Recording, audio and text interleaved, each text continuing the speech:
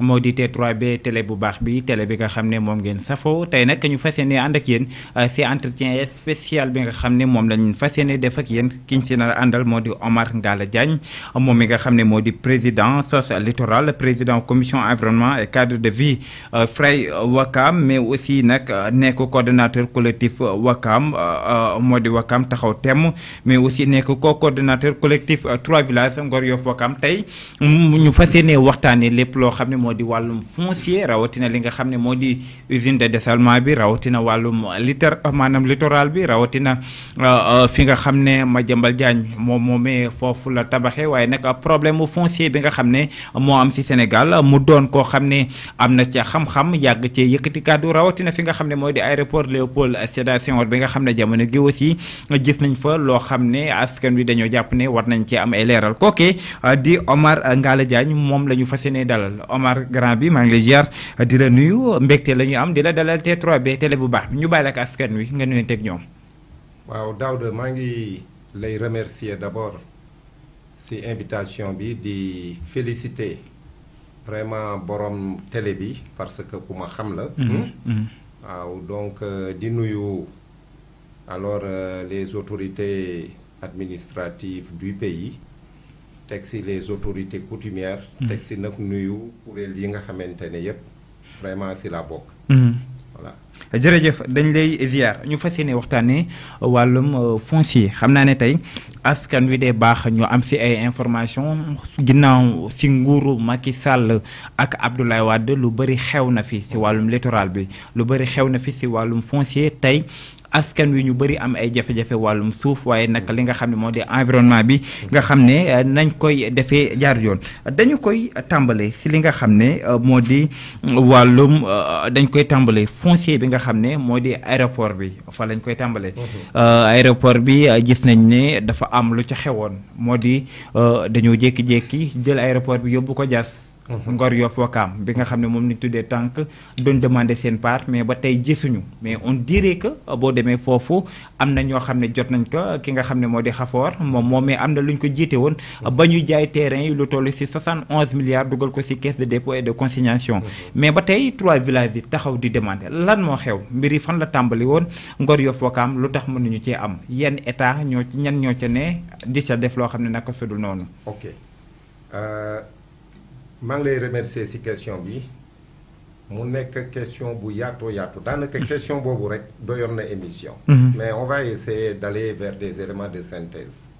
yëkkatil kàddu gi. waaw léegi Wakam Ngor Yoff d'abord c'est des villages côtiers maanaam géej gi moo leen tànc. donc amuñu suuf boo xamante ne dafa yaatu di dem boo demee fu mel ni Tambacounda Fongolemi wala ci biir Sénégal Fouta affaire yooyu. da ngay gis àll buy dem ay plaine donc ñooñu village yooyu mën nañ yokk mais Wakam Ngor Yoff amuñu fu ñu yokkoo malheureusement suufam lii tubaab di wax prédation moo ci am maanaam dañ ko sëqatoo alors ñan ñoo ko sëqatoo mais nguur yi nga xamante ne ñoom ñoo ñu war a teg ci yoon bu baax bi ñoo ko sëqatoo Abdou Diouf xawoon na téye suuf si tuuti Senghor ñëw alors astafirullah Ablaye Wade ñëw bon ubbi sa xëtoo boobu avec la construction du monument de la Renaissance africaine xam nga ne monument de la Renaissance africaine négociation bi d'abord Cheikh Amar lañ ubbil aéroport bi fii cité boobu nekk ci booru la nouvelle tour de la CDC. alors après ñu ne jox nañ bàkki yu fay bon jaayee ko le mètre carré je pense à 2500 francs aujourd'hui le mètre carré là-bas tourne autour de 120 000 bon loolu yëpp suufu Wakam la ci côté Wakam la soo jëlee Wakam balaa may dem Ngor camp militaire yi ñu nga fa bon alors ça veut dire que Wakam mais assiette foncière bu ndaw le village traditionnel bi dëkkee cité administrative yi état bi joxe na ASECNA 1 2 ba cité magistrat élevage bon soo jëlee Ngor indicateur u Ngor boo demee boo xoolee askan bi di dund Ngor démographie bi dañ koy wax démographie milieu traditionnel bi c'est que Ngor fait 4 et quelques kilomètres carrés. Ngor dafa tuuti. dafa tuuti et puis géej moo cerné ñetti villages yi Ngor un habitant de Ngor ne vit pas dans 1 mètre carré. yëkkati kàddu gi nga jege micro tuuti. donc un habitant de Ngor dundul si 1 mètre carré suñu defee le ratio. kooku wax nañ ko. bon à un moment donné nag dañu suffoqué alors ni ñu soxatoo suñuy suuf ni prédation bi amee ni mauvaise gouvernance amee si suñuy localité moo ñu révolté et la révolte de Tànk maa ngi koy wax 2009 laa yegg si phare bi def point de presse tim di wax sur la délocalisation de l'aéroport di wax sur l'érection du monument de la Renaissance africaine di wax ne Tànk bombe sociale la mais bombe sociale boobu ak révolte bi nekk si doomu Tànk yi dafay exploser un jour c'est sûr su fekkente ne am nañ chance nouveau régime bi di ñëw nii alors mais je pense qu'ils vont faire les audits sur le foncier. dinañ def audit boobu askan wi tey dañoo bëgg a xam. aéroport bi si boppam. waaw léegi biñ koy jëlee di ko yóbbu. dama doon xaw a cerner un peu le problème. alors ñetti villages yi boole nañ seen doole. muy le collectif des 3 villages de Tànk. Wakam am collectif am ma jiite ko. Ngor am collectif am Mamadou Ndoye jiite ko mu ngi France am ay adjoint Mamadou Ndiaye ma leen di nuyu au passage ba si Seydi Jamil Yoff am collectif am muy Ndiaga Ndoye jiite ko ñetti collectif yooyu nag ñoo dajale seen doole alors ñaxtu si nguuru Macky Sall gannaaw bi Macky Sall ñëwee à Wakam def sa fameuse déclaration là votel leen ma boo leen ma votelee ma delloo leen seeni suuf c'est ce que Macky Sall avait pris comme engagement. collectif bi monté un dossier de plaidoyer man j'ai été au cœur de ce dossier lu ne daj naa ko si alors ak samay morom waa Tànk ñu xëy Macky Sall recevoir le collectif au niveau du palais boobu demuma voilà donc demuma collectif bi ñu génnee palais Macky Sall nee na nañu jël dagg xolpa fekk mu def le décret 2021-700. fan mooy Dagga Xolpa muy pôle urbain moom laay wax pôle urbain de Dagga Xolpa. donc par voie de décret. voilà dans sa politique des pôles urbains ak politique des 100 000 logements donc créer CDC fii defar la société Safir jox ko Khafor Touré alors mu ne Ngor Wakam Yoff jox na leen 75 hectares village bu ne 25 hectares muy 1000 parcelles par village. loolu nag bon bi mu amee waa Dagga Xolpa si boppam dañu jot le collectif du Jalaaw man bokkoon naa si parce que ñun SOS Littoral on est sur des plateformes le collectif du Jalaaw jog di ñaxtu donc déjà blocage am na mais terewul état bu bëggee def dara bon il avance ubbi na ay négociations waxtaan ak population yi ba ne dafay yokk les villages de Dagga et le village de Xolpa parce que c'est 2 villages. c'est Dagga et Xolpa. bon foofu defe naa calmé no Abdourahmane Diouf actuel ministre de l'enseignement supérieur voilà moom moo jiite woon sax collectif boobu léegi defar nañ dossiers yi au niveau des 3 villages déposé nañ ko au niveau du ministère de l'urbanisme avec Ablaye Seydou Sow le ministre sortant. bon le directeur de l'urbanisme mu ngi instruire dossier bi on nous a promis que les baux vont sortir bientôt gisaguñu dara. au moins pour Dagga Xolpa joxe nañ dossier yi. c'est-à-dire ni ñu ko joxee dugg nañ ci quartier yi wër nañ quartier yi tenir nañ ay fora. def nañ ay commission de quartier def nañ une clé de répartition équitable avec une large participation des populations. léegi nag loolu mooy la situation de Dagga Xolpa on attend les baux des nouvelles autorités. pour les populations de Tànk. mais pourquoi Ngor Yoff Ouakam dans les normes bu ñu delloo war ci histoire. bi ñu soxlaa aéroport bi dañ ko leen ko joxoon ngir ëllëg bu ñu ko soxlawaatee ñu jox ñu ko. merci beaucoup. mais lan moo tax Ngor Yoff Ouakam ñu nangu aéroport bi ci boppam am ñeneen ñu fay tabax. yéen ngeen nangoo dem Dagga Xolpa et ñan ñooy bénéficiaire u aéroport bi ci boppam d'après les informations am na ñu fay tabax fi ñu toll. loolu dinaa ko leeral Daouda et merci pour cette question. xam nga dama ne la question bi rek doy na émission aéroport bi donc en 1947 américains yi bi ñu ñëwee ak français yi ci biir 2e guerre mondiale ils ont vu que Dakar c'est un point assez stratégique. ñu ñëw négocier avec suñu maam yi nee woon fii nga xam ne ñoo gor suuf si et à ce niveau je dis l'État amul suuf voilà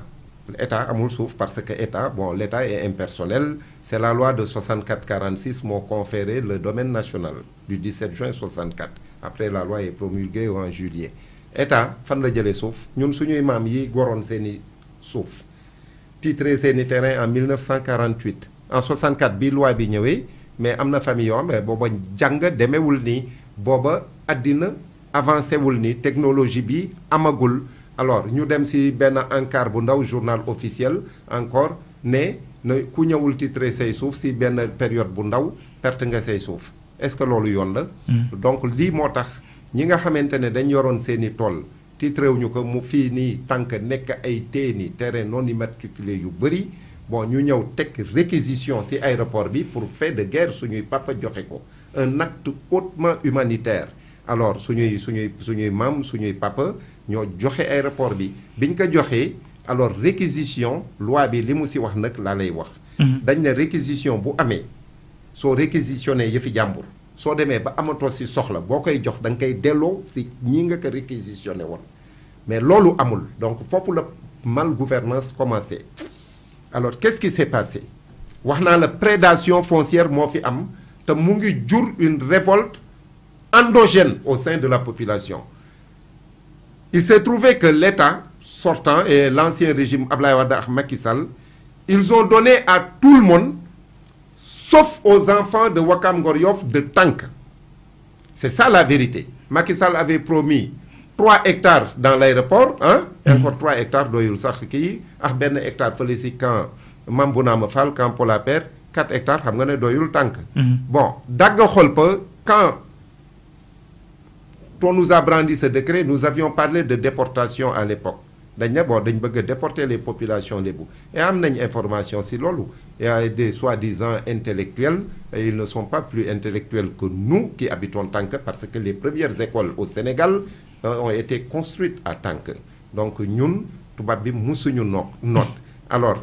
d'aucuns ils ont avancé que fii lébu yi dañ leen fi war a jëlee dafa war a nekk ay ëpp écologique. Mais tu te rends compte. mais fi ñu toll nii lan moo nekk di xew ci aéroport bi ndaxte. lii xew ci aéroport bi wax naa la ko prédation fa am autorité yi fi nekkoon et là. yan autorité sous l'ère Macky Sall ou sous l'ère Macky Sall alors fa la prédation bi gën a yokko mais ça a commencé ak Ablaye Wade xam nga Ablaye Wade moo délocalisé aéroport bi dem di construire AIBD. Alors mais les choses se sont aggravées avec Macky Sall. Alors comment ça s'est aggravé mais la responsabilité mais autorités yi fi nekkoon lañ koy laaj Daouda. Alors les ministres de l'urbanisme les ministres des finances qui se sont succédés, les directeurs des domaines qui se sont succédés. Ils ont fait du n'importe quoi dans du n'importe quoi, c'est-à-dire? Mais du n'importe quoi. Mais ce que tu wax naa la prédation mais sàcc suuf wax naa la réquisition bu amee dañ war a delloo si nit ñi jële woon suuf si seeni ñooñu lañ ko war a delloo léegi buñ ko joxee ñeneen man ñan ñoo ko def donc c'est une mafia organisée. Ils ont donné à tout le monde sauf aux populations de Tank. Loolu kay leer na maintenant responsabilité bi pour xool ko moi j'en appelle aux nouvelles autorités ñii di door a falu nga xam ne on a un immense espoir notre discours ne changera pas yàgg naa def ak émission yow ñii di notre attente et l'attente des Sénégalais dinañ si ñëw après mais tey le cas impôt domaine Mame Boye Diao nekkoon na fa mais ñu bëri bon am ne. Mame Boye Diao a fait du n'importe quoi. keneen kii fa jiitu woon Mame Boye Diao a fait du n'importe quoi nee naa la c'est kii fa toppat bon amaguma dossier am nii mais bon ñeneen ñi xaw na luñ xaw a am si ñoom. xam nga lan lañ am. ban problème moo am impôt domaine ba ngeen. mais impôt et domaine kay ñu ngi koy laaj parce que impôt et domaine ñoom ñooy joxe suuf si CCOD yi jaarul yoon ay tool yi lépp la ñu récupérer alors booy demee fii Ouest Foire mais am na benn dossier bu ñuy wax le dossier EGBOS par exemple mais dossier boobu maa ngi si depuis combien de temps jox naa ko Macky Sall mais defu si dara et encore décret la le décret 2022 1552 man Macky Sall recevoir na ma si dossier boobu yeneen dossier ma ne ko mais annulé lii parce que lii magouille la du début à la fin et ça a été démontré dans la note liminaire de ce dossier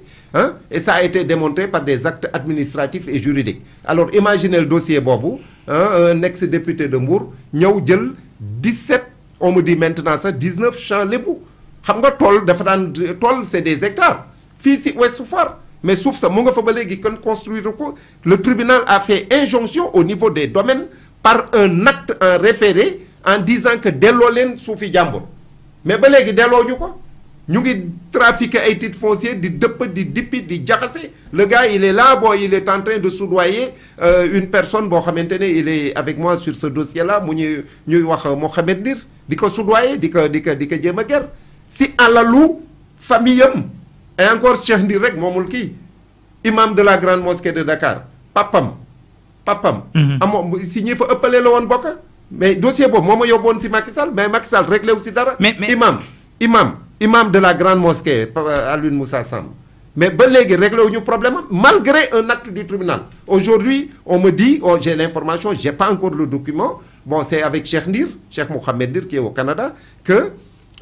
la Cour suprême a annulé le décret 2022-1552 que Macky Sall avait fait et que Macky Sall protégeait ces gens-là. lan ngeen di xaar par rapport ak si aéroport bi ndax seeni hectare liñ leen fa. li ñuy xaar si aéroport bi gis nga aéroport bi. xaw ma nguur gi la maa koy wax fii xam nga te su ma wax du fanaan àll. tôt ou tard suñu réglé wul la question de l'aéroport tant que va se soulever révolte day ami ji fii xam nga lu tax. lu simple lay wax te li may wax ñépp xam nañ ko Daouda la ressource naturelle d'un peuple su fekkente ne prédation daf si am ressource bi bu jeexee askan woogu bu amatul lu mu lekk dafay songi ji ñi nga xamante ne ñi ñoo yor ressource bi et malheureusement ces gens ne sont pas intelligents encore j'ai dit au ministre de l'Intérieur Antoine Diome bi mu recevoir une délégation du collectif ma ne que mais l'État est en train de faire une aberration à tant que parce que ils ont donné à tout le monde surtout ay kilifa nguur des gens qui ont fait le délit d'initié ba pare jël suñuy suuf mais tabax si suñuy suuf soit dañ koy louer soit ñu dëkk si parce que ñëpp dañ bëgg a ñëw si peexum géej bi fii alors xam nga loolu mooy lan mais ñun li ñuy wax c'est-à-dire ñun ak ñoom ñoo dëkk yow da ngay yeewu di leen gis di am lu la miti si sa xol et tu penses que cette révolte qui est dans notre poitrine man mii ma koy exprimer ak ni ma koy exprimer mais moo nekk dans des milliers de personnes ici à tant que et tôt ou tard ces gens-là d'abord day poser ji un problème de sécurité doomi tànk yi di juddu ëllëg alors ils vont apprendre l'histoire parce qu'on ne peut pas falsifier l'histoire dinañ xam ne seeni maam réquisitions yi nii on a des papiers les réquisitions sont là sont avec nous. mais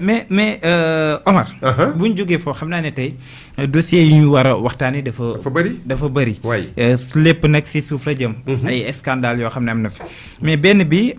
moo di le cas immeuble bi nga xam ne moom la ñuy wax ne Madiambal moo ko moom. yow nga dëkk Wakaam. am loo xam ne xewoon na fa si 5007 bi.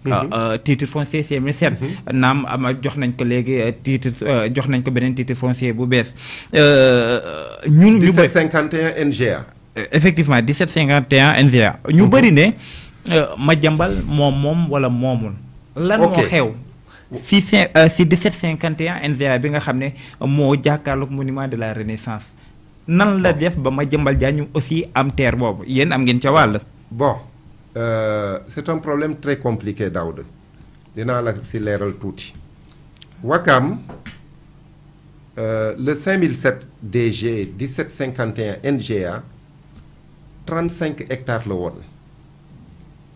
35 hectares yi nekk un bien communautaire. de la communauté lébu de Wakam. collectivité lébu moo nekk si bordereau analytique bi. collectivité lébu. suñu mag ñi suñu papa yi suñu maam yi dañu xereñoon dañu titré woon suuf si mooy le 5007 DG bon après ñu def ko bi ñuy versé kii Ngor Almadi ñu def ko 1751 NGA 5007 boobu waa Wakam alors dañu job man bokkoon naa si ñi sinon le premier à initier man lañ yónni woon kuy sor alors ma def projet bi de clé de répartition du 68-69 Montagne Rouge. mais man dama ne woon instant boobu bu ñu defee 14 parcelles par quartier àddina tukki toute la population dañuy soulever wu contre ñun ma anticiper ñaay bi booba ñaayi Wakam kenn ñeme ñu fa laal. li may wax ñi ñaa ngi fii bon di ko dunda yàggul. ma monté dossier bi pencu guy soor laa woote monté dossier bi donc dossier bu ma xam la mais dinaa gàttal. dañ koy gàttal ñu ñëw si 1751. alors 1751 bi muy 5007 bi ex 5007. assiette bu ndaw moo fa des d'abord séddale nañ dëkk bi dañ njëkk a jox troisième attribution bi moom moo am problème parce que troisième attribution bi la ay nit jóg dem di jaay ay mbedd xam nga ni ma wax di nangu ay attribution jàmbur donc foofu jaxasoo moo fa am muy benn or parcelles yi kenn waru ko jaay tant que amul 20 ans et on a démarré en 2007 je crois. même léegi Madiambal nan la amee foofu. non maa ngi ñëw léegi super plateau bee fa des assiette bu ndaw bi fa des parce que comme dañuy wax ak àddina bu ñu leen expliqué wul précisément ñenn ñi bu ñuy dégg du ñu xam quoi. soo xoolee monument de la renaissance africaine si suufam te ñu xotti tali bi mooy pont boobu Abdoulaye Wade xotti ko si suufu monument bi am na assiette foncière bu ne foofu. immeuble Madiambal Diagne bi viral depuis 48 heures bon te intéressé sa question effectivement Madiambal Diagne mooy tabax si 1751 bi alors qu'est-ce qui se passe sur ce terrain ce titre foncier et sur cette assiette restante qui est de 3 hectares et quelques dafa am benn jaraaf du ma tudd turam parce que bëggatuma tudd turu ñenn ñi jaraafu collectivité lébu de Wakam dafa defoon ay négociations ak Madiambal Diagne xaw ma daf ko jaay xaw ma nu mu ko joxee foofu Madiambal Diagne collectivité de Wakam bloqué ko donc il y a deux collectivités d'après les informations aussi ne collectif boobu dañoo morcelé morcellement bi bon ñi nga xam ne ñoom ngay wax morcellement am Gassama moo doon def morcellement bi ñu fayee ko datio de paiement et datio de paiement boobu si je ne me trompe pas Madiambal moom la bénéficié wu voilà yow xam nga bu baax ce problème alors bi kooku bon sama mag la bëgguma ko tudd parce que y a eu des problèmes de famille ñu ne ma bu ko tuddati ci média yaa ngi dégg comme je suis très médiatisé bëgguma tooñ mais ki ngay wax ñëpp xam nañ ko dation en paiement xam nga Madiambal ak Gassama voilà looloo fa am Gassama ñëw indi ndëraanam dañ ko waxoon mu niveler ba mu maaseex beneen côté bi donc liggéey bi yeggul loolu lañ wax collectivité de Ouakam bi nga xamante ne man ci laa aju nekk président commission environnement cadre de vie des frais léegi Madiambal foofu la jaar bunte boobu ba am fa je ne sais plus combien ba tabax fa immeuble. mais li indi tabax immeuble bi mooy collectivité de Ouakam dafa opposé wu à ce que Madiambal construire Madiambal a fait des négociations avec la collectivité de Ouakam. Yan négociation la Madiambal def. Des négociations il paraît que Madiambal a négocié il a signé des accords avec la collectivité pour une enveloppe de 100 millions de francs c'est-à-dire assiette foncière bi mu kii. dañ ko sous-évaluer woon ñu réévaluer ko ba mu génnee 100 millions teg pour mën a ñu mën ko libérer. donc Madiambal a fait mais Omar. attends il a fait 2 négociations il a négocié avec la collectivité lébu de Ouakam et il a négocié avec la collectivité de Ouakam donc aujourd'hui le cas de Madiambal man dama lay wax sama position boo ko bëggee xam ma wax ko xoolal moi j'étais pas d'accord parce que li ñuy reproché ñële waruñu ko woon a mën a kii mais loolu. ñun dañ am ay kuréel am ay ñu yor kuréel yi su fekkente ne dem nañ ba mettre ñu sur le fait accompli on ne peut pas on a rien pu faire. mais lan moo tax au nom de quoi Madiambal 100 millions yi nga xam ne bu nekkee ne. Gassama. moom mi doon terrassé moom mi nga xam ne dañ ko fay datio de paiement moo jaay Madiambal. si au nom de quoi si yenn base. la Madiambal sukkandiku. ba jox collectif bi 100 millions. bi nga xam ne ñoo doon bloqué ngir mu tabax. non attends man. honnêtement xaw ma ndax Gassama moo jaay Madiambal ou pas xaw ma loolu leeruma xam naa ne daal Madiambal am na nu mu duggee foofu man leeruma te dama bëgg su may wax ma wax lu leer. bëgguma juum quoi bon xam naa ne collectivité lébu de Ouakam bon na moo négocier woon ak kële et encore négociation boobu c'est pas normal parce que c'est un bien indivis xam nga indivision il faut que ñëpp ànd si looloo tax le dossier de Ouakam est compliqué donc ay nit jog nañ négocier ak Gassama dem terrasser foofu bon xaw ma nan la Madiambal amee foofu mais une partie de Ouakam s'est levée nous nous sommes levés nous nous avons dit le super plateau kenn du fa tabax bon aujourd'hui juge yi ñu ngi ñuy sonal parce que ñëpp dañ bëgg a ñëw dëkk see Ouakam mais Ouakam ne laissera pas passer ça donc man proposé naa un plan de sortie de crise parce que aw askan bu ñuy tojante bopp sur fukki at ak juróom di dem ñaar fukki at dañuy jéem a seet lii tubaab di wax un mauvais arrangement vaut mieux qu'un bon procès parce que procès yii ku si équipe bi collectivité xoolal pàcc bu gañee moroomam keneen ki dafay opposé wu. mais Omar collectif dina ñëw ci côté boobu. mais dañu ñëw ba tey ci immeuble bi. waaw dans les normes bi ñu nekk gone dañoo jàngaloon les 2 collines. mais bu ñu xoolee Madiambal fi nga xam ne fa la tabax. tey mënatoo taxaw kaw faaru Mamel. ngir jàkkaarloog monument de la Renaissance. ok monument de la Renaissance aussi pour nga jàkkaarloog phare de Mamel da ngay am problème. merci beaucoup au-delà nga nekk ci wàllum collectif. Madiambal joxe 100 millions pour négocier ngir ñu bàyyi ñu tabax ko. yow mi nga xam ne aussi yaa ngi ci wàllum littoral bi. bi ñuy gàjj li nga xam ne moo di phare bi nga am position boo ci amoon mais Madiambal mi yëkkati tey ba tiim ñëpp. ba ndax am ngeen ci taxawaay aussi. waaw mais Daouda ban taxawaay nga ci am ban. Daouda est-ce que mais est-ce que li mu def bâtiment bi Daouda li mu def tegu ko fenn mais ban taxawaay autorités yi ñoo war a taxaw ci loolu mais yow gisoo lii am ci kanamu phare bi des Mamelles parlons du phare des Mamelles j'ai un document ici moom fi mu tabax sax est-ce que du titre foncier Dragar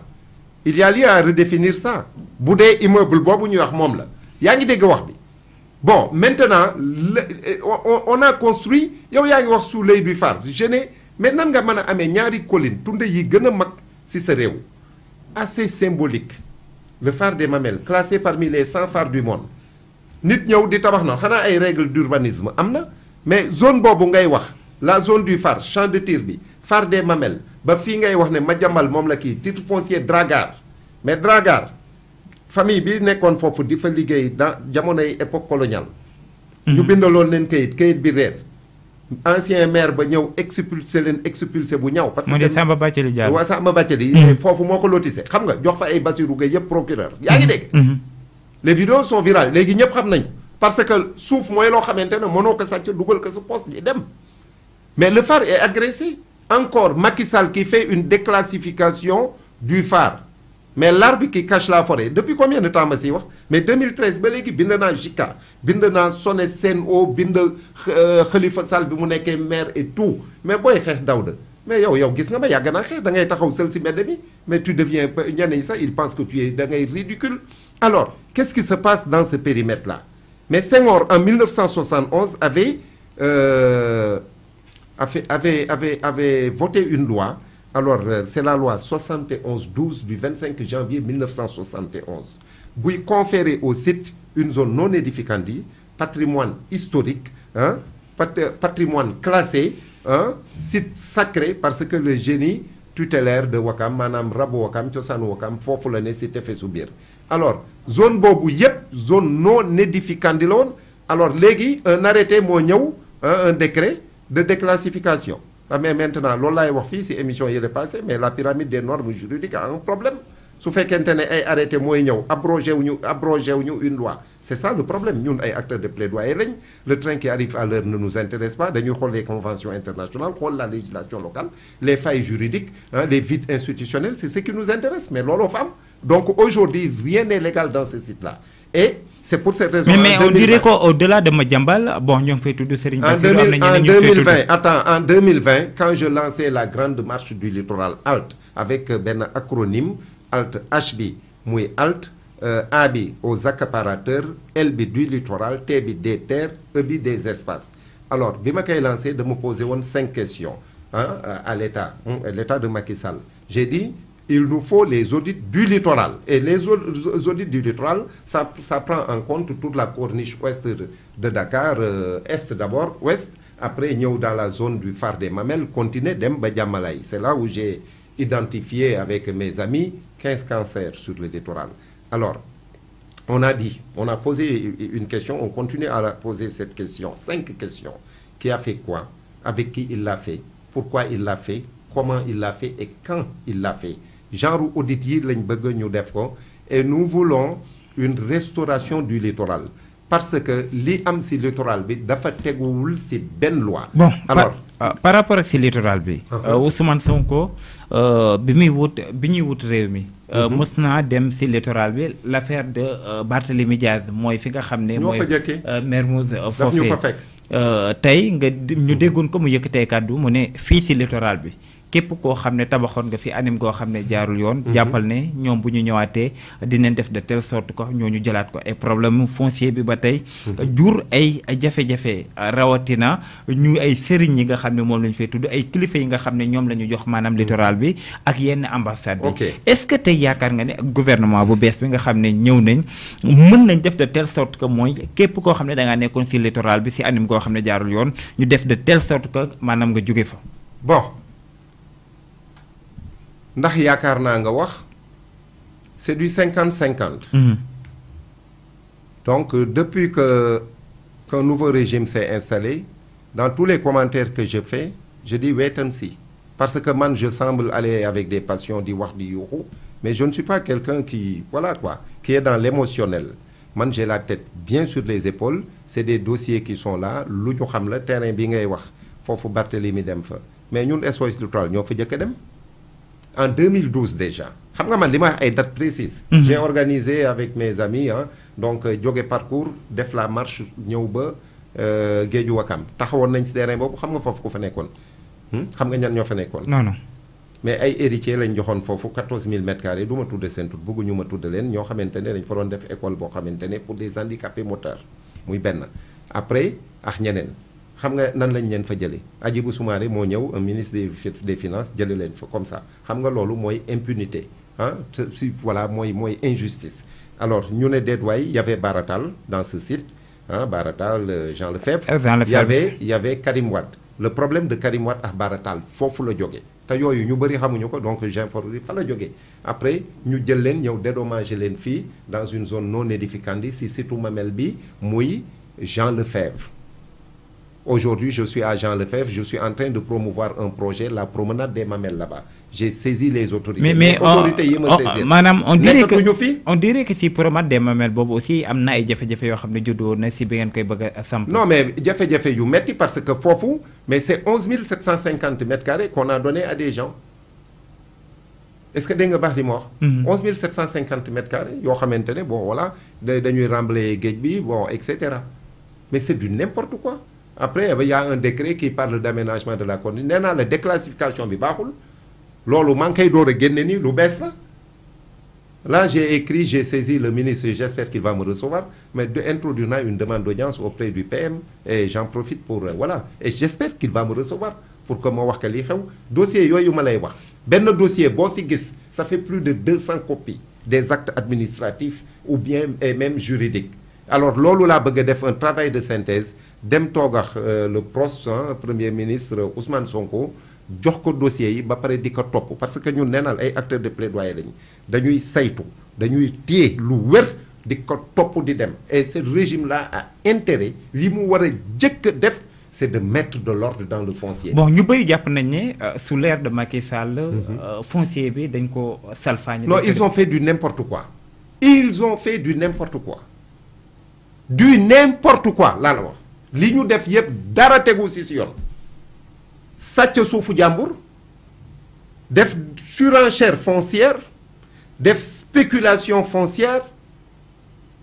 am fi patrimoine bu dul jeex di xaj ñoo xamante ne dañu fuxale alors c'est pas à moi man sonn naa quoi. mais xam nga ñu ngi wax opération rëbb sàcc du yaa ngi koy dégg. si réseaux sociaux yi. mais le nouveau régime là bu bëggee un état des lieux mais daf koy am Sonko fu mu jógee du domaine. le premier ministre Ousmane Sonko. son excellence le président Bassirou Diomaye Faye fu mu doon liggéeyee du domaine. impôt domaine.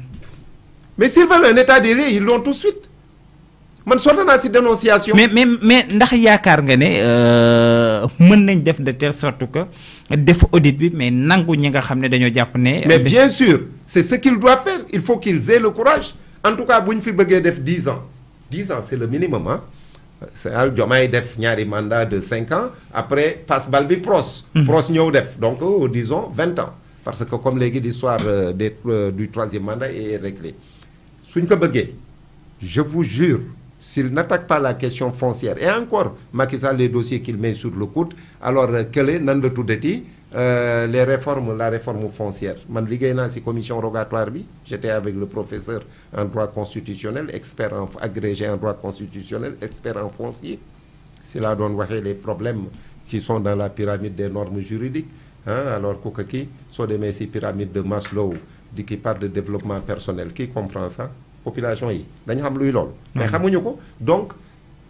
le PROS il a tout intérêt comme moom mooy le maestro du projet te moom moo ko war a mettre en œuvre alors il a tout intérêt moo wax le président de la République et leurs collaborateurs qui sont dans le gouvernement et dans les directions à attaquer la question foncière parce que ñoom ñoo xeex injustice ba ñëw jël réew mi ils ont proposé monts et merveilles aux populations les attendent usine de dessalement ba tey usine de dessalement bi gis nañ Cheikh Tidiane Dièye mu dem fa Cheikh Tidiane Dièye dem na fa xam nga ñoom erreur yi ñuy def mais bon usine de dessalement boo xam ne day tax Ndakaaru am ndox usine la boo xam ne dara baaxu si mais la moo tax tey dara baax mais Cheikh Tidiane Dièye xam nga ñun kan moo ñu déggul si usine de dessalement bi mais 2013 ba léegi déggoo ñu ngi siy mener des actions de plaidoyer yow xam nga ko surtout habite Wakam Cheikh Tidiane Dièye waroon na approcher les acteurs non moom dafa defagum benn visite mais la benn visite bu demee foofu si waa SONES on va li ko neex rek lañ koy wan et cetera gis infrastructure yi kontaan et cetera mais usine de dessalement bi wax naa si waxati ko fi ñu ko teg d'abord une loi elle est là a été violée voilà ñoom dañ ne dañu bëgg a jubbanti donc loi bi ñu violé ñoom duñ si wax ban loi lañ violé la loi 71/12 du 25 janvier 1971 voilà une loi qui n'a pas été abrogée et que un décret est venu pour déclassifier le site te la loi protège le site ça c'est un problème loolu laa mujjee génne dama doon xaar pour yegg si pour wax ko parce que dama lay waxoon bu leen ko def ñu ne dinañ ko def beneen bi fi ñu ko teg baaxul c'est une zone d'épicentre marin maanaam ndaw gu mag ak ndaw gu ndaw maanaam les courants montant nord et les courants descendant sud beneen bi les politiques publiques sont inefficients et inopportuns au Sénégal maanaam c'est du jaxase quoi xam nga cacophonie voilà moom la ñuy def parce que foofu ñu ko teg c'est un récif artificiel naturel soo defoon l'inventaire aquatique da ngay gis que ne enfin 90-95% des espèces marines ñu ngi foofu de l'océan Atlantique c'est un lieu de reproduction c'est une zone de frayeur alors même plage u Tefessoubir les tortues marins alors dañ fay nen et encore c'est une espèce protégée la convention c'est une espèce en voie de disparition la convention sur la biodiversité dafay protéger donc foofu c'est une zone de frayeur mais programme u GIRMAC bi mu ñëwee un programme de la Banque mondiale ñu def fi du voilà tapage bu jeex ressources halieutiques yi mu ngi jeex ñu ñëw def foofu une zone d'interdiction de pêche et une zone de pêche réglementée mais moo li Wakam soxlaawul woon ñooy kii pour que jën yi dafa reproduire écosystème bi moo baax mais foofu lañ teg usine de dessalement bi qu'est-ce que ça veut dire maintenant une usine de dessalement osmose inverse la ñuy utiliser il y a 2 technologies de pointe au monde osmose inverse ou bien la méthode par distillation osmose inverse dañuy jël ndox bi pomper ko bouillir ko à 3000 degrés de température rejeter la saumure dans la mer saumure c'est une forte concentration de zinc de chlore de nitrate de sodium et j'en passe mooy puurit boobu xam nga ndoxu xorom boo ko baxalee puurit boobu dafay lalu ci géej gi et que mën na andi des conséquences le taux de salinisation va passer de 1 degré dans l'eau à 2 degrés c'est-à-dire dafay rey lépp écocide lay créer ñun ñi nekk dans l'environnement voilà je te parle de mots clés xam nga de jargon un peu technique écocide un écocide dafay anéantir les fonds marins yaa ngi dégg alvin yi xam nga ñu bëri xamuñu ne jën yi du ñu nen biir géej ci littoral bi la ñuy nene la reproduction se passe qui donc ils vont faire une rupture de biologique de la chaîne alimentaire lii war a jur lii war a nen bu fekkente ne dee na la mère porteur fan ngay ameeti la ressource après bonjour les dégâts sur le phénomène de l'immigration clandestine donc voici les conséquences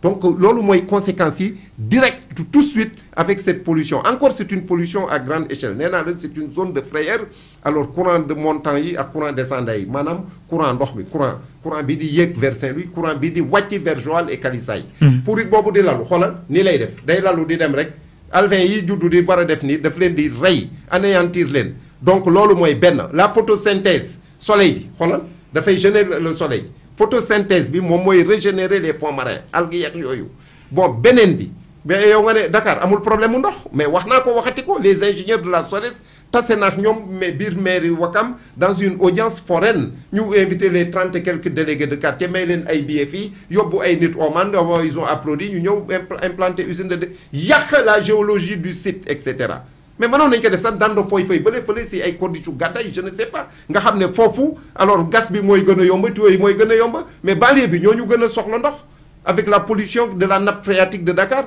donc Dakar amul problème mu ndox ma ñëwaat Dakar Gueule Tapée 3 mètres nga am ndox. mais loolu ñëpp xam nañ ko. mais Technopole ndox maa ngi bal ba ban problème mu ndox lañ am mais dans la zone des Niayes 6 mètres nga am ndox donc léegi ma wax la lii am si usine bi c'est l'arbre qui cache la forêt. Macky Sall a déclassifié pour récupérer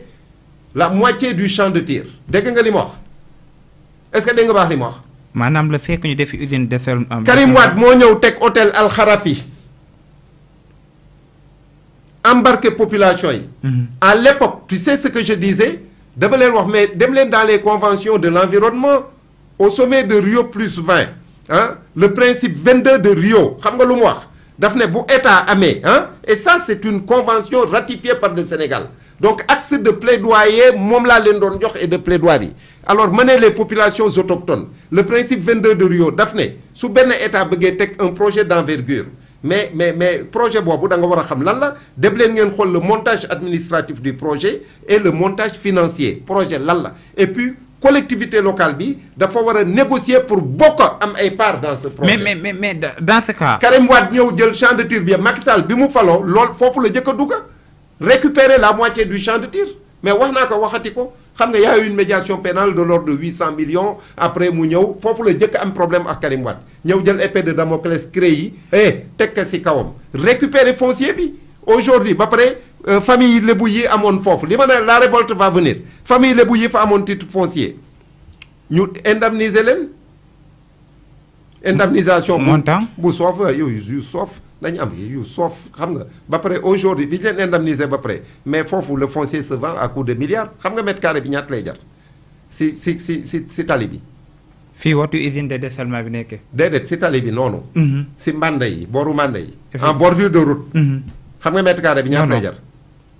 900 000 francs le mètre carré. loo gën a jege géej bi valeur indiciaire bi di yéeg par endroit soo jëmee ba nekk si peggu géej bi le mètre carré coûte 2 à 3 millions. et encore c'est le champ de tir encore beneen aberration donc amuñu problème mu ndox Dakar ba ñuy wax ay usines de dessalement donc c'est un projet inopportun inefficace. mais lan moo tax moment bi nga xam ne yaa ngi doon combattre loolu. ndax Macky Sall déglul na la mais aussi ndax waxoon nga leen des conséquences yi nga xam ne war na mën a am wax naa ko dem naa télé dem naa fa kii am naa fi émission ak Khalifa Diakhaté ITV wax naa ko mais kan moom waa SONES invité nañ ma fële j'ai pas répondu à leur kii parce que man je reste sur des principes li may wax dama ko xam. ña fa doon liggéeyee aussi. ñeneen ñëpp ñu bëri xam nañ ko man rek xamuma ko ñu bëri xam nañ ko. xam nga dem nañ si géeju Wakam def fa ay présentation mais Oman les usines de dessalement j'ai un cousin qui était dans l'ambassade mais xamal la usine bi ñu commencé implanter Oman ay usines de dessalement dañuy ñëw foofu plage yi xam nga ay xoolal ay kilomètres ay centaines de kilomètres la xoolal dañuy xëy géej gi tefes gi yëpp muuru ak jën yu dee mais xaaral ba kii xaaral ba usine bi commencé produire. donc mën nañu wax ne au delà. nébuleuse foncière moo am foofu. tout simplement non moom mën nañu wax ne Omar. au delà si li nga xam ne moo di napp bi nga xam ne ñoo ngi naan am na bateau yoo xam ne jamono kii ñoom ñooy napp si li nga xam ne moo di géej bi immigration clandestine am tey usine de dessalement bi si boppam mën na juraat. yeneen conséquences yoo xam ne day accentuer loolu xam nga waa Wakam ñoom maa ngi nuyu sama. petit frère Gora Sène parce que xeex na si ba tey c'est un pêcheur qui est à la baie de Wakam voilà def nañ si émission yu bëri daaw da man dama tayal a wax. mais tey par rapport ak si Gora Sène dessalement bi daal bu commencé fii les impacts seront très négatifs Wakam Dakar amul problème mu ndox. mais et puis encore au Sénégal il pleut maintenant les nappes d'eau souterraines du Sénégal c'est des milliards et des milliards de mètres cubes xam nga beneen bi. mais Israël sax toujours ngeen dégg que ñu ne ñun mais un pays boo xamante ne 710 kilomètres de côte de façade atlantique. De l'océan le plus calme au monde et l'un des océans les plus poissonneux nga dem du côté de l'est c'est 1000 kilomètres de rive fluviale mais c'est un pays béni après nga am ñaati fleuve yu dugg mais combien de fleuves tu as le fleuve Casamance tu as le fleuve Gambie hein, le bras de mer du Sine le fleuve voilà bi nekk au nord à Saint-Louis fleuve du Sénégal et foo amee problème mu ndox mais amoo problème mu ndox bon sang voilà donc projet yooyu dama lay wax nii ñi di enrichir da ngay ñëw teg projet out financement financement bi am ay budget de fonctionnement yooyu nga détourner l'argent créer activité mais ba tey si wàllum littoral bi bon am na coow boo xam ne mujjee ngeen ko am ki nga mujjee tudd di góora ñu tegoon ko si loxo un certain Fallou Gueye waaw Fallou Gueye on dirait que géeju Wakam wala tefes boobu yëpp moo ko moom kii Fallou Gueye ban doole la am ba mën a def loolu bon Fallou Gueye ñenn ñi nee nañ Saint-Louis la dëkk ñenn ñi ne fii la dëkk fële la soxe ko fekk baax Louga Fallou Gueye daal defe naa Pape Diop moo ko installé woon foofu si ruuxu Wakam bi. Pape Diop l'ancien maire de Dakar l'ancien maire moom it l'a fait du n'importe quoi moo njëkk a dugg fële si tefesu biir xam nga mooy loolu ma lay xoolal mais ay sàcc yu dul raw lañ voilà donc prédation. mais bon li Fallou Gueye il est en train d'agresser depuis jamonoy Wade voilà dem lëkkaloo monsieur l'ancien maire là bi may bañ tudd mon ami là yaa man ñi yaa man ñële xam nga ki may wax voilà alors dem lëkkaloo moom. mu jox ko fii si Bandawsu du n'importe 15 parcelles xaw ma après mu ñëw dugg si quai de pêche bi mu neex comme Guèye la sant mu ñëw dugg foofu négocier ba am fa bon ñenn ñi ñu ngi wax à peu près combien voilà 40 à 50% du quai de pêche récupéré foofu. mais quai de pêche tey foo xam ne les Wakam ñoo ko quai de pêche traditionnel c'est-à-dire le droit positif sénégalais protège les quais de pêche traditionnels parce que la coutume est reconnue par le droit positif du Sénégal beneen bi nga baal ma voilà mais beneen bi xam nga ne lébu yi à Dakar bon ils ont des accords avec les Français et tout bon léegi Fallou Gueye moogu voilà donc moom it projet am du sotti voilà état bu bees bi daal na ñëw Wakam ñun man wax naa ko suñu conférence de presse semaine yële passé il faut avec les 5 questions qui a fait quoi avec qui il l'a fait pourquoi il l'a fait comment il l'a fait quand il l'a fait ces audits-là il faut que ñu def ko il faut qu'on fasse l'état des lieux avec le nouveau régime bon ñu mettre de l'ordre ici Fallou Gueye boo yooyu parce que lu loxo def loxo mën na ko dindi les boo yi Fallou Gueye yor foofu et encore le décret de Macky Sall le décret 2021 mais loolu ñu jaaxal Macky Sall dafa jëloon benn décret boo xam ne bu kenn laalati littoral bi décret non mais xam nga Fallou Gueye am na foofu depuis Ablaye Wade bon maintenant Macky Sall a fait un décret c'est le décret 2021-1055 di wax aménagement corniche man bind naa urbanisme et tout bon maa ngi suivre le projet côte boobu yëpp dañ ko war a aménager defar ko comme ni ñu defaree plage u Koussoum la porte du millénaire alors xam nga foofu rafet na stabiliser la côte ba pare valoriser ko bon maintenant les fonds du pétrole arrivent il faut que ce nouveau état là am des chantiers d'envergure man jàpp naa ne ñii nii li ñu war a jëkk a toppatoo mooy le littoral et le foncier du Sénégal voilà parce que littoral bi Daouda alors man yàgg naa wax le Sénégal détruit son patrimoine le plus beau et le plus riche avec les fonds du pétrole man par exemple la promenade des Mamelles et ce décret mais man maa ngi imaginer Balma maa ngi imaginer par voie maritime benn genre pont de Brooklyn boo xamante ne voie de contournement lay doon fii parce que tali Ngor bi mais dafa mën a ti contenir le trafic routier mais aéroport bi prédation moo si amul sax ay voie de contournement amul dara tali bi fi nekkoon avant guerre bi moo fi ne ba tey nit ñi kenn mënul circuler le stress monte les problèmes de santé se posent moo tax nit ñi di am AVC avec la pollution du gasoil beaucoup de choses donc problématique bi dafa jéggi dayoo ce régime là comme ñun ñëpp on fonde énormément d'espoir ils n'ont qu'à faire les audits du littoral et les audits sur le foncier ba pare nag audit yi ñu jàpp li président son excellence Bassirou Diomaye Faye wax ànduma si moo di laa li mu wax ànduma si comme parce que nee na ku andi si sutura la ñuy demee ku indi rek ñu négocier que si suuf ça je suis pas d'accord la reddition des comptes mais ceux qui ont été des prédateurs de la République mais il est temps que ñu mettre un coup de frein à la pédale mais le Sénégal a toujours été pillé mais il faut ñu jàpp ñi piller Sénégal mais nangu seen alal bu yeboo voilà ñu nangu seen alal bu ñu nangoo seen alal après boo léegi keneen du sàcc ñu servir de bons exemples au peuple. mais Omar xam naa ne temps bi léegi waxtu bi léegi mu mat mais mënuñoo waxuñu foncier bi nga xam ne mooy si forêt classée yi nga xam ne moo di Mbao Guédiawaye bi nga xam ne tàmbali dañ faa dugg ne aussi ñoo ngi koy def na ko sudul noonu beneen bi aussi mooy les sénégalais nan la ñu mën a def ndaxte si wàllum foncier la ñu nekk ba lan nga yaakaar ne buñ ko tegee ñi war a jot seen suuf dinañ ko jox ndaxte ndaw Malika yi aussi ñëwoon nañ kër Ousmane Sonko di ko demandé au-delà si loolu aussi nan la ñu mën a def ba les Sénégalais lambda yi bëgg a am ay terrain am ko. mais loolu volonté politique rek la Daouda mais volonté politique la Sénégal Dakar mënul nekk parmi les 30 villes les plus chères au monde avec inflation bi fi am ak yooyu ba ñuy wax ne denrées de première nécessité les gens crèvent de faim donc surenchère spéculation foncière mais état bi moo ko requis il fait des audits mais li mu war a delloo mu delloo ko et puis promouvoir l'habitat social où est le problème yow bu ñu la joxoon terrain tey doo tabax. bien sûr voilà mais c'est aussi simple que ça. La terre doit revenir aux populations parce que c'est une ressource naturelle et la Constitution confère au peuple cette appartenance de ressources naturelles. Mais pourquoi? Donc il faut un habitat social et il faut aller vers dans certains endroits à Dakar la copropriété. 2009 Canal Info Maïmouna Ndour ba mu nekkee fa voilà ñëw nañ di ma jël wax ma ne mais il faut promouvoir la copropriété ça veut dire quoi mais sa kër si biir si kaw étage bi mën nga ko jaay. Il suffit juste de faire des actes notariés juridiques kenn Daouda mënul am kii mu tabax si kaw après yow yaay moom yi ji wat si kaw terrasse Daouda mais fii ba asamaan mën nañ tabax gisoo gratte-ciel yi nekk fële États-Unis donc cet état là moo war a def voilà un état des lieux ñi ñu war a jàpp ñu jàppale ils sont en train de déclassifier des rapports les audits yemul si ay rapports 2019 2020 xaw ma 2000 les audits doivent commencer en 2000. 2000 da nga jàpp ne si. non 2000 la war a commencer bi Abdoulaye Wade ñëwee. parce que foofu la réew mi commencé yàqu ñun dossiers yi ñor mais période boobu la donc Diomaye monsieur le président vous faites fausse route. mais c'est 2000 il faut commencer en 2000. mais si équipe nationale Sénégal camp bi nga xam ne fa la leen jox aussi am na ay demandes yoo leen doon. mais camp boobu xam nga lan moo am dégg nga prédation mooy Sokoto bi Macky Sall ŋaaŋee ne. déclassifié na camp bi benn assiette foncière de 8 hectares mais si la jeexee. mais terrassé nañ ko boo xoolee biñ koy terrassé ñu ngi jaay booyi à Wakam 90 millions mais looloo am suñ dëkk yi dama ne biñ koy terrassé du man fa laa dëkk. xam nga ne man fa laa dëkk. effectivement.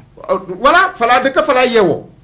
dama ne biñ koy terrassé ndëraan bi falang bi bu muy defar ñu ngi jaay dañuy fekk nit ñi seen kër di leen jaay ay terrain à 90 millions. mais dañoo seetlu si nguuru Macky Sall ba tey si terrasse yooyu ancien piste aussi ñu gis ne bi ñuy dem fu bëri dañ koo terrassé lan mooy objectif bi. ancienne piste c'est le titre foncier 1306 le 1306 Daouda. ña fa nekkoon jëlee nañ leen fa. waaw mécaniciens yi bon kooku am na benn décret en 1978 ñu ngi ma jox papier yi les fan yi sama kër mais yoraguma référentiel yi parce que duggaguma dans le dossier foofu dafa am ñoo xamante ne dañu ñëw doon liggéey état bi pour fële xoolal pour yóbbu ko jam ñaajo ñu délocaliser mais kay loolu ñëpp dégg nañ ko du dëgg. bon alors am na benn colonel sax buy toppatoo mbiru suuf bu génn fii naan ku fa jënd titre foncier état laax yooyu mais foofu damay attirer l'attention ay waawakam am nañ fa ay titre foncier beneen bi am nañ fa ay tool teeni man sam papa foofu bay naa fa ñambi tool bi mu ngi foofu ba léegi bay naa fa tamaate et cetera sam papa toolam mu ngi foofu yaa ngi yor naa la situation de la parcelle 22 foofu la ñuy wax la parcelle 22 moo jógee alors fële si booru fenêtre Mermoz base française daw ba booru cimetière Saint-Lazare j'ai les papiers agriculteurs yi fa nekkoon ñi ñu répertorié yooyu voilà donc. loolu mais bu terrassement amee. comme ni nga waxee ne biñ ne dañ koy camp bi si boppam. ak ancien piste yoon lan la may lan la si état bi si war a am dans les normes tey commune bi nga xam ne fa la ne si je ne me trompe pas war na jot ay équipement ya nga xam ne moom lañ ca war a génne. mais on dirait que dafay am benn mafia bi dox entre l'état et les maires. mais y a une mafia foncière Daouda y a une mafia foncière Daouda boo sëggee si yenn dossiers yi sa xol day jeex mafia moo am et les gens qui font cette mafia là c'est les gens qui nous dirigent dégg nga ba li ma wax les maires de ko yow at yi passé déggoo maire commune d'arrondissement yi ne ñu ne maire yi jaay suuf rek lañ fi nekkee. mais déggoon discours boobu. ba maire yi si fan la ñu mën a jaar. mais Sénégal mooy bu ñuy def dara ils organisent tout ba mu tegu si yoon fekk dara nekku si yoon des sociétés écran et tout cela yooyu la ñun en tant que par exemple on nous a envoyé des sociétés écran qui voulaient négocier pour que ñu jot suñu acquiescement yooyu soo demee ministère des finances aujourd'hui est-ce que détournement d'objectif sax am aussi sur les terres de l'aéroport il était question d'un acquiescement avec la fin de ces régimes waaye non boo leen defee nii jot acquiescement bi mu ngi si table ministre bi yooyu ngay dégg soo waree jot kay duñ la ko jox et c'est les populations de Tànk qui sont bloquées mais l'acquiescement fourrasse ñun jotuñu dara après aujourd'hui on nous dit oui Macky Sall avait c'était un vœu pieux de Macky Sall mais ñi fa nekkoon kii mais bon suuf saa ngi fii ñun ñu ngi fii est-ce que dégg nga di ma wax xam nga man génn naa foofu def naa fa ay vidéo waaw ñu ngi xaar ba xam ndax suuf soosu dañ koy jël kii jox ko ñeneen. fi nga génn def fay vidéo aussi on dirait. c'est la zone de la CDC. caisse de dépôt et de consignation. caisse de dépôt et de consignation mais bon am na leneen lu fa xew. on dirait que dafa am ay canal yoo xam ne moom lañu fa def lu mën a salfaañe. waaw mais canal mais xam nga bu ñuy sëxatoo duñu Daouda les normes de l'urbanisme mooy booy dagg suuf comme ni nga wax équipement collectif yi da nga koy génne d'abord am déet ba mu rafet foofu nag xam nga lan moo fa am Ngor xam nga saturé na Ngor si eaux usées. restaurant boobu ma la yóbbuwoon bu sama xarit bi Mbaye Niang Babacar Niang. xoolal wetu kër Farba Ngom. booru kër Farba Ngom. foofu noonu gis nga pollution bi fa am. xam nga foofu lu fa amoon. mais jonkob yu bëri moo fa amoon bi ñu nekkee xale jonkob biodiversité bu hivernage bi ñëwee dëkk bi yëpp dañuy lekk jonkob ba doyal. léegi on fait alors benn canal bi fay kii ba rey cette biodiversité mooy canal bii di indi les eaux usées de Sacré-Cœur Liberté 6 ramasser tuuti les ASECNA fii Wakam cité administrative yi jël tuuti côté Mbacké yu fay yaa ngi dégg di ma wax. Ngor lay tuuroo tey ñu ngi def zone CDC bi canal bi ñuy def noonu Ngor la jëm mais lii moo am fii amul ay station d'épuration d'eaux usées c'est-à-dire les politiques yi ñuy teg sur la gouvernance foncière dara baaxu si parce que nit ñi dañuy jiroo. le cas de Ngor. waaw fi ñu nekk nii si ginnaaw. parking bi. am na coow lu bëri lu fa juddoo. parking bi Ousmane Sonko naka dindi. non c'est très simple. parking bi en fait du ma la bàyyi nga yeggali. parking bi am na ñoo xam ne ñàkkoon nañ seen bakkan am na général bu ñu wàccee di général Moussa Fall mais on dirait que dañ doon dañ doon yàkkamti pour clôturer. xam nga lan la wax Macky Sall bi mu ma recevoir dama ne ko il m'a reçu le 25 mai 2023 xam nga lu ma ko wax. Le parking de Ngor c'est une place mythique et mystique place où Mam Tamsir lañ doon wax c'est pas arrêt Brioche Dorée. Ngor waay dañ am un attachement propre xam nga si seeni valeur de civilisation yow yaay kilifa réew mi gendarmerie boo leen bëggee teg fii di nga leen fi teg ndanda fooy ba la nekk fële booru virage fii nga def état-major de gendarmerie et puis jaay suufu biir Dakar wax naa ko Macky Sall loolu dégg nga jaay suufu Dakar Plateau dugal gendarmerie fële si du xam nga terrain Ablaye Wade bi booy dem aéroport mais foofu mënuñu négocier ak Ablaye Wade même bu dee titre privé mais état lu mu bëgg nangu ko mais Brioche Dorée bi ak benn maire bu am ay immeuble foofu maire Wakam boobu jël suuf yëpp xam nga am na ay immeuble foofu si ruxa bi mais foofu état bi bon ma bëgguma tudd tur mais bu ma junjee nañ xam foofu état bi mais bu bëggoon kii nan la tuddati réquisitionner indemniser mu def fa gendarmerie bu dee gendarmerie ñoom il rêve d'être à l'entrée de Ngor au niveau du rond-point wala yóbbu leen fële état-major de gendarmerie mu nga fële toolu Ablaye Wade bi terrain bi ñu def leen foofu 3000 mètres carrés c'est quoi 3000 mètres carrés et puis waa Ngor yi ñu bàyyi leen ak seen rond-point bi nga xam ne c'est une place mythique Mam Tafsir waxoon ne xéwal yaa nga buntu Ngor mais nga yaakaar ne Ngor waaye kii et puis encore mu mel ni un trophée de guerre li ma doon wax à l'époque bi mu amee mais je suis sorti à la télé j'ai dit mais c'est comme si le Sénégal était en guerre contre lui-même gendarmerie ni ñuy dalee si askan bi metti na voilà heureusement que léegi les choses se sont calmées donc léegi dañuy tabax gendarmerie foofu c'est la porte d'entrée et de sortie des Ngorois. Mais à chaque fois que les Ngorois passeront devant les hôtels qui seront, les infrastructures qui seront là-bas, mais ils auront un pincement du cœur. Mais loolu mooy jur haine contre qui te pourtant gendarmerie ñoo war a protéger nit ñi tu comprends mais yooyu frustration yooyu moom la ñu war a dindi parce que pour que une nation xam nga lan mooy nation mooy le tissu social du effrité wu xoolal même famille bu kii awee fii kii aw fii rek c'est un casse-tête donc une nation c'est un commun vouloir de vivre ensemble et d'avancer avec des lois yu leer mais loolu moo fi am donc il n'y a pas une justice sociale ici donc les Ngorois Ousmane Sonko na réglé parce que Ousmane Sonko le premier ministre alors bi ñu nekkee fii ay coow am fii Ousmane Sonko il avait fait une déclaration na moytu ñu koy vaar na ñu ngi koy vaar temps yi du moom moo jogoon ne c'est pas normal mais aujourd'hui le premier ministre Bassirou est à la présidence ndax yaakaar nga ne dina ko delloowaat les Ngorois non mais il a yaakaar man je suis un disciple de Saint Thomas maintenant mais man je crois ce que je vois mais bon voilà mais bon Omar su ma ko doon conseiller mooy na jéem a régler ces injustices-là parce que moom daf ne je suis victime de l'injustice peuple sénégalais bi yépp jog xeexal ko buñ ko xeexalu woon xam nga heure bi sànq nañ ko xam nga ba mu ñëw nekk à la plus haute station du pays mu wax Diomaye donc nañu régler ces injustices-là. mais bon nañu régler injustice yi mais aussi impôt domaine fi nga xam ne ñoom ñaar ñëpp fa lañ génne. reddition des comptes bëri na ay scandale yoo nga xam ne am na fa reddition des comptes. tey lan nga jàpp ne. il faut laver les impôts et domaines à grande eau. lu tax. mais parce que ay scandale foncier rek la ñu indil fii. yow xamoo ne yow mii may poser question xam nga ne impôts et domaines magu yi rek moo fa am xamoo ko mais chaque jour nga gis kayit goo xamante ne kii moo ko moom bordereau ana copie collationnée ñu effacé fii dugg fii gën a fii mais le remembrement des Almadies parlons-en lu yaa ngi foncier aéroport remembrement des Almadies mais titre foncier jàmbur moom lañu effacé encore am na leneen lu may wax foofu lu ma décelé lu bëri loo xam ne nit ñi gisuñu ko mais lan moo tax ñu kii xam nga ne département de Dakar Wakam rek a fi desoon suuf un peu Ngor. xam nga loolu ñëpp xam nañ ko. effectivement. début 2000 yi mais wax naa ko waxati ko département de Dakar après ñoom lan lañu indi ñu bàyyi Dakar Gorée indi NGA ma ne mais NGA bi cycle bi Ngor Almadi ana Wakam si biir dugaluñu ko dañ ko nëbb lettre Wakam gisuma ko si on a dit Ngor Almadi. loolu andi NGA bi. dégg nga li ma wax. te dañoo dindi. ana Wakam rek lañ indemniser wul woon bi ñuy réquisitionner aéroport bi nee naa la état amul suuf l'état moo gën a nekk un voleur d'abord la loi 64-46 du 17 juin 64 après ñu promulgué ko xaw ma wala juillet le 24 xaw ma le 14 léegi mais cette loi moom la sama tonton Ismaïla Diagne di wax ne c'est la plus vaste opération de dépossession des terres lébu et c'est la vérité mais Macky Sall bi ma toogee moom nee naa ko état amul suuf bi mu ne ma parking Ngor bi ne ma titre foncier état la ma nekk titre foncier ma nekk loolu na yem si palais bi président. yow Macky Sall. non je lui ai dit loolu na yem si palais bi ce discours là état amul suuf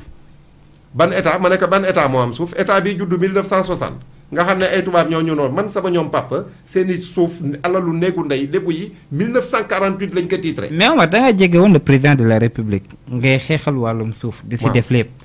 mais. on dirait que mosoo ko mën a convaincre pour mu xam ne kat. mais convaincre nan nga koy convaincre man li ma man en tant que citoyen lambda xam nga à l'échelle où je suis xam nga man masuma yor benn responsabilité. tu es d'accord. man masuñu ma dénk dara. mairie Wakaam yi ma doon jéem a góorgóorlu 2009 di ko ut xaw a sax li xala ko tuuti ba am conseiller bi ma ñëwee 2022 dañ ma falang du xam nga falang. dañ ma falang.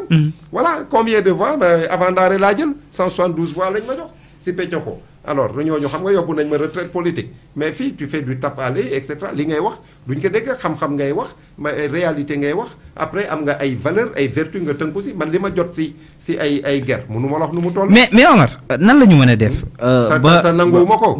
nanguwuma ko su ma ko nangu woon du ma toog fii parce que souvent j'en parle ma dañu foog ne mais guerre mais chaque jour ñu proposer la ay affaires yoo xamante ne la ñu ngi may proposer loo xamante ne mënu ma la wax nu mu toll. Petite Côte bi lan lañ fa war a mën a def aussi on dirait que Petite Côte bi bëri na loo xam ne wàllum foncier yu fa am jafe-jafe. Daouda liñ naan sikkim dafa lakkandoo donc lii xew Dakar rek moo xew feneen c'est pas normal daal globalement parlant pour ne pas faire une fixation ici Daouda suuf c'est au niveau national lañ ko xool def ay réformes sur le foncier bon il paraît que enfin commission boobu diggee yoon def na ay propositions yu mucc ayib bon régime bii dafa war a dem vers cette étape aussi il y a des choses à revoir ñu gësaat ko mais suufu Sénégal cher na suufu Sénégal bi ñuy jël di ko jox di ko nangu ci baykat yi di ko jox ay di def agro business sax yooyu di ko jox ay ñu dëkkul fii xam nga c'est pas normal. bon mais Diomaye mu ci nekk victime xeex si. voilà mais xeexu Ndingler. waaw et tey bon ñu wootee autosuffisance woote wàllu mbay. ndax yaakaar nga ne baykat yi firme internationale yi nga xam ne tey fekki ji nañ leen. jël seeni tool tey boo leen doon jox solution par rapport ak si àll bi pour ñii di bay nanguwaat seeni suuf. waaye mais volonté politique la rek kii.